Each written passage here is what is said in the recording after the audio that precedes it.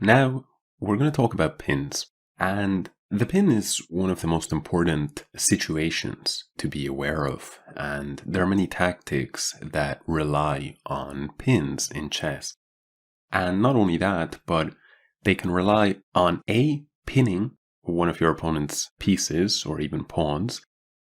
And other times they can also rely on finding clever ways of breaking a pin, right? So when, for example, we think that we have an effective pin in a certain situation, but in reality our opponent has a way of breaking it, that can actually cost us material or even the game in some situations. That will become clearer by means of examples. So don't worry for now. For now, let us talk about the different kinds of pins.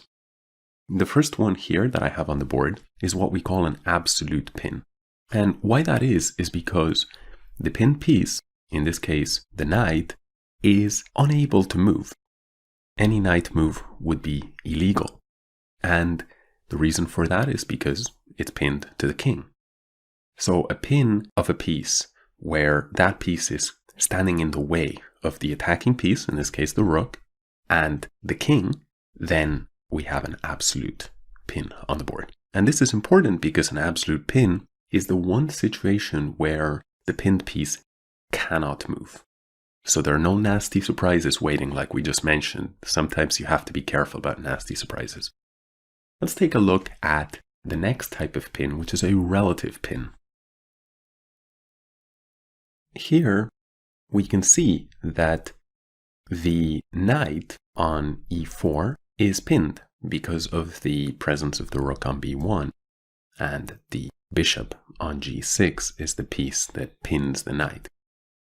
However, in this case, it's not illegal for white to move his knight. He could, for example, play the move knight to c5. It's simply generally a bad idea because black will capture the rook on b1.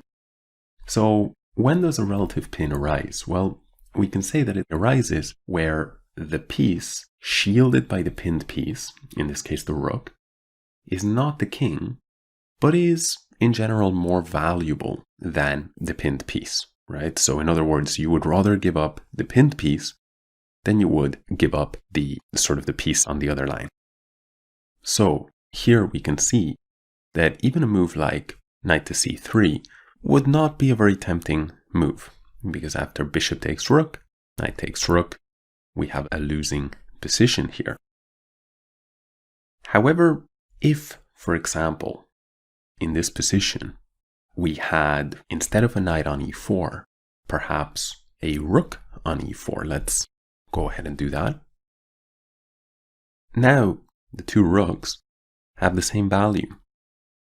And so it would not matter to play, let's say, a move like rook b to e1, defending the pinned piece, or if we go back, to play rook e to e1, where the pinned piece moves. It's the same effect because the pieces have the same value. So that is a relative pin. Let's check out what a partial pin is now. Here we have an example of a partial pin. A partial pin that is in fact an absolute pin as well. Let's consider what is truly meant by partial pin.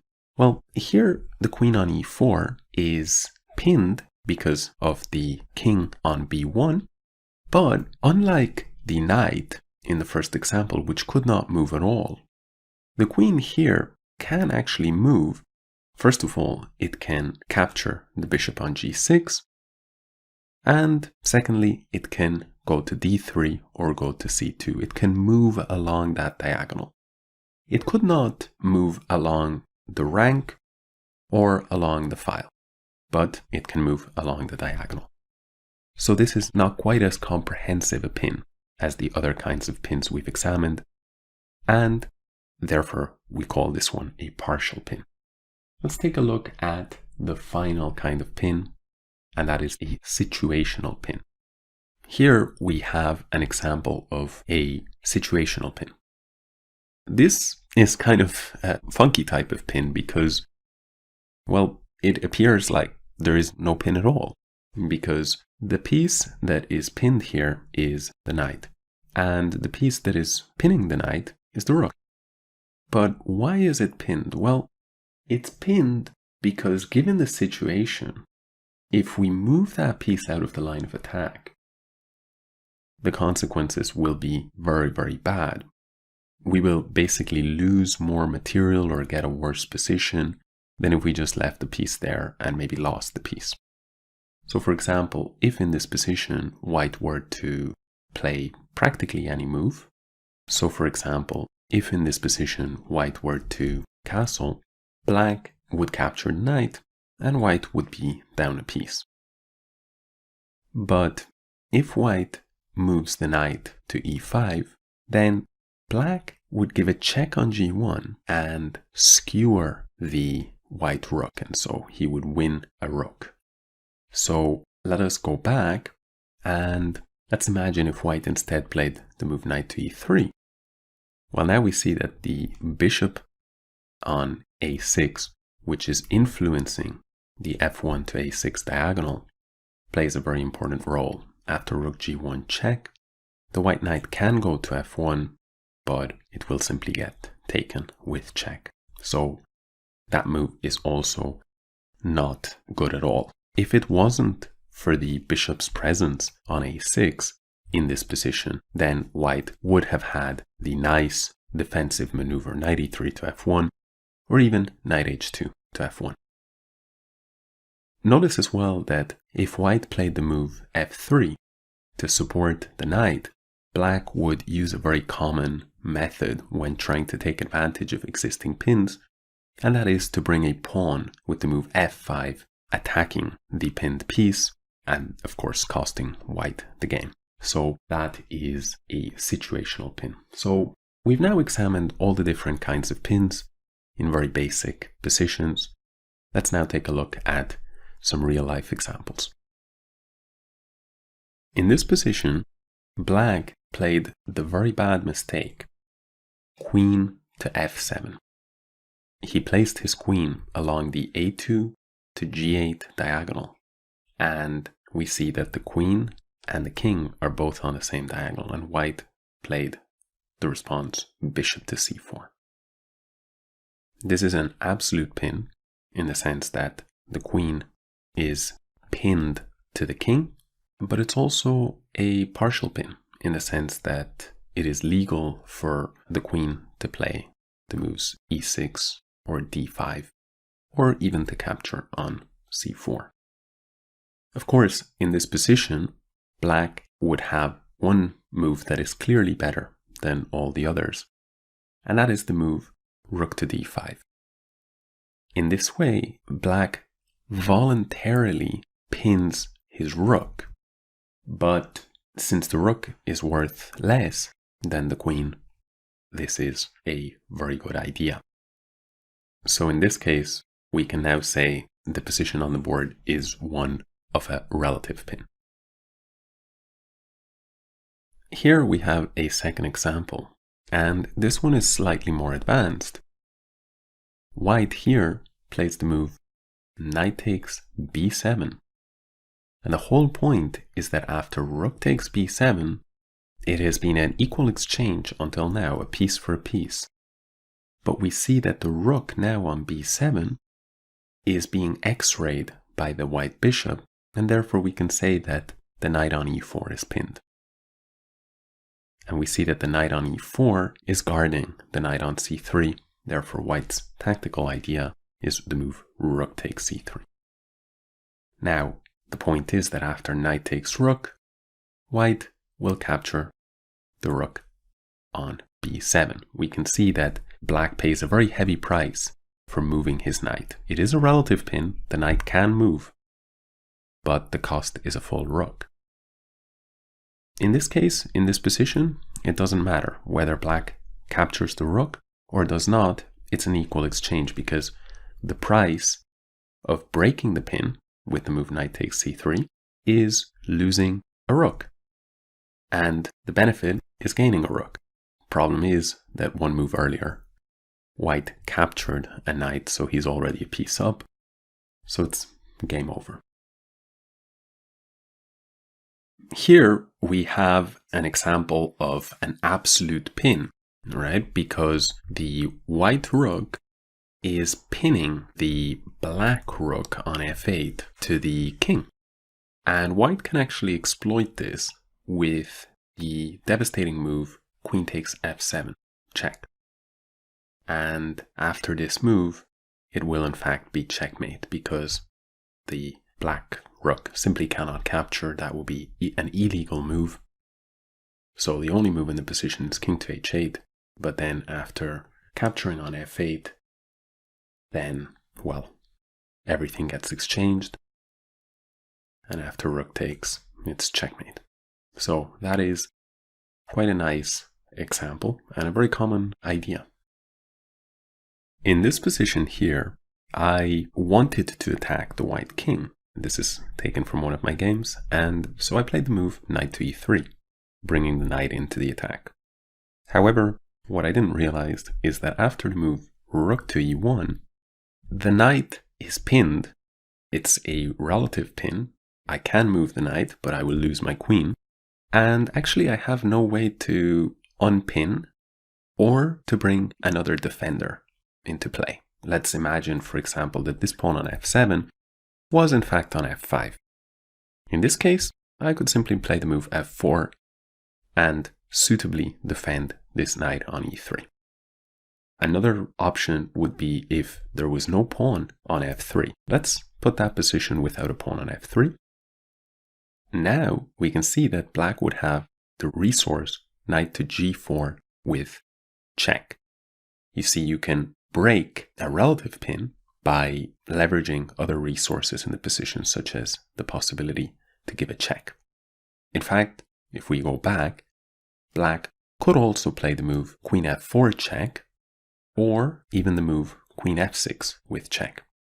In either case, the pin would be broken, but black would still have to be quite careful in this position, because after a move like king to g1, now there are no checks, and we see that even though the queen has moved, the knight continues to be pinned because we see this rook on e8 is undefended. However, black could continue to play in this position and actually be doing quite well after the move queen to g5, because here the queen would be defending the knight, as would the rook. So two defenders and also two attackers. So there are no problems here for black. Additionally, black has the threat of capturing on g2 with checkmate. So white will have to spend some time dealing with that. Here we have a little bit more complicated of an example. And this one relies knowledge of not only pins, but also skewers. So make sure to check out the separate section on skewers so that you can know what a skewer is. And more importantly, you can work through some examples. But here, black has a very smart move, the move knight takes c4. And the point is that white can capture in one of two ways, either with the king or with the queen. But neither of them works. The reason why capturing with the king doesn't work, black will give a check on b5. And because the black pawns are covering so many squares, white must go king to b3. And now black has to move queen a3 with checkmate. So therefore, white, if he is to recapture the knight, he must capture with the queen. But the problem now is that we see the queen and the king are lined up on the same diagonal. Therefore, after the move bishop to b5, black will win a lot of material.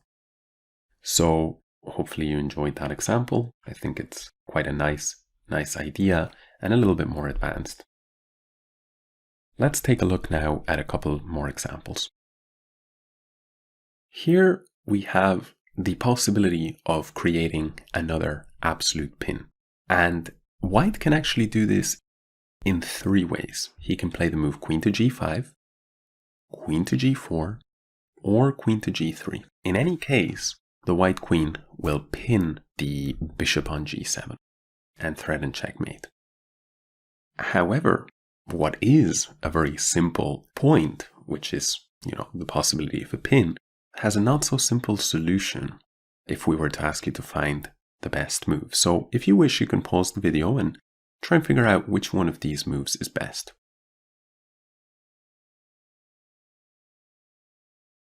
Only one move wins, and actually, you know what, scrap the hint. So we can see that a move such as queen to g5, well, this would not be a good idea because black could simply capture. And now, after bishop takes, we can see that white has not won anything because of his pin. It's a little bit more tricky to see that the move queen to g4 also offers no benefits for white because black can defend against the pin with the move queen to f6. Now, not only is black defending his bishop, but he's also attacking white's bishop. White has nothing better to do than a move like bishop to g5. And now queen f5. Black attacks the white queen, and white actually has nothing better to do than to exchange the queens on f5. But in that final position, black is actually doing a little bit better.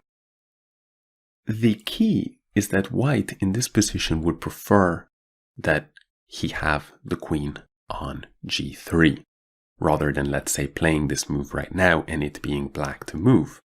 So therefore the solution, if we go back, is the move queen to g3. Now we attack the bishop, and after the move queen f6, only move, bishop to g5, queen f5. This is the best move in the position. The big difference is that because the white queen is not on g4, he can pester the black queen on f5 with the move knight to h4. We'll see why this is best in a second, but notice how if white were to play the move bishop to h6, black could simply play queen to g6. And here the pin would be broken because the queen would stand in the way. And so instead, white plays the move knight h4, attacking the queen and also covering this important square g6. The black queen actually has nowhere to go except for e4. And now after bishop to h6, black was forced to resign. Yeah, this is, I think, a very, very instructive example as well, and a little bit more advanced. Let's take a look at one final example now. White here has one move that is a lot stronger than any other move in the position. Are you able to find it? The move is queen to g6. Quite a typical idea, but really very, very nice. The point is, black is unable to capture the queen because the pawn is pinned. Now remember when I said earlier on that you have to be very, very careful when the pin can be broken. Black can unpin himself. So let's tweak the board a little bit and see how that may be possible. Let's imagine, for example, if the black queen, instead of being on a1, was still on the same diagonal, but instead was on c3. Then can you see what black would play? He would play the move queen takes c4. By the way, some of you astute observers will have noticed that I tweaked the position in one other way. And that is that in the original position, this pawn, which is now on h2, was on h3. The reason I did this is because otherwise, in this position, if we imagine the pawn on h3, black would actually have the even stronger move queen takes g3 with check.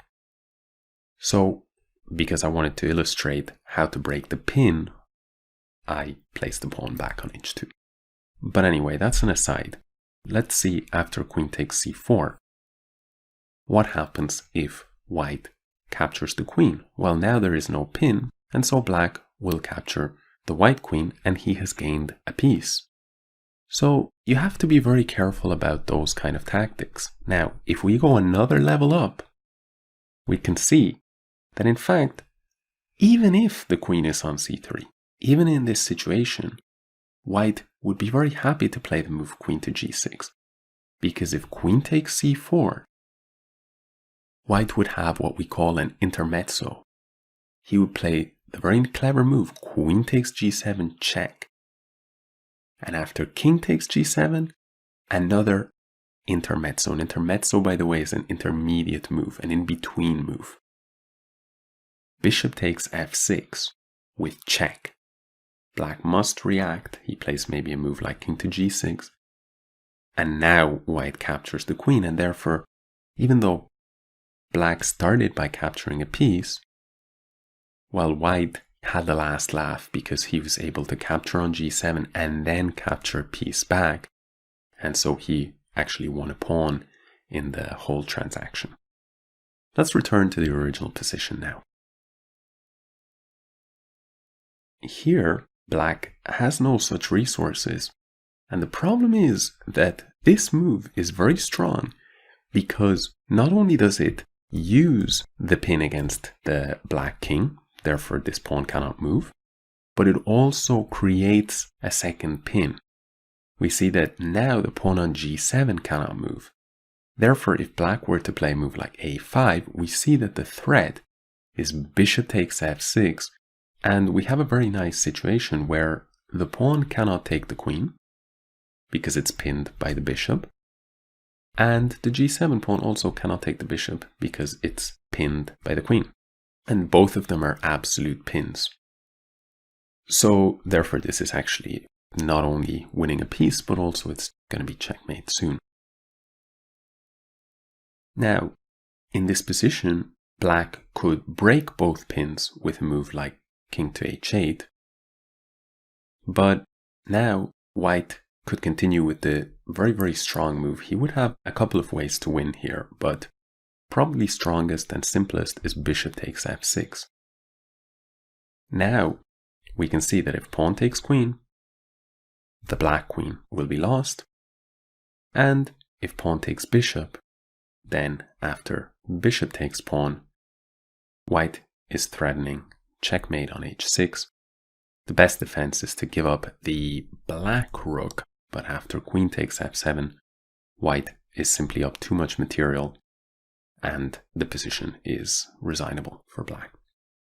So that concludes our section on pins. I hope you enjoyed it, and I hope you learned about the different kinds of pin that are possible, and I will see you in the next section.